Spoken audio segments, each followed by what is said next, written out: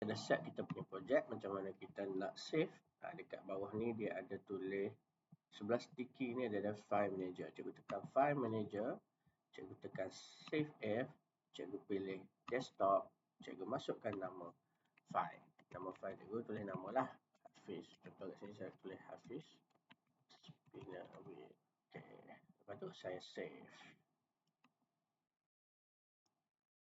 Nanti dia nak ni cikgu semak file tu ada tak dekat tu Hafiz Spinner dah ada dekat dia punya ni. So kalau cikgu tutup pun, lepas tu cikgu pergi desktop,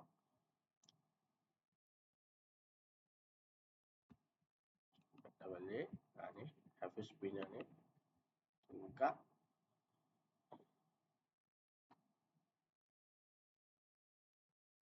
dia akan ada balik. Itu saja.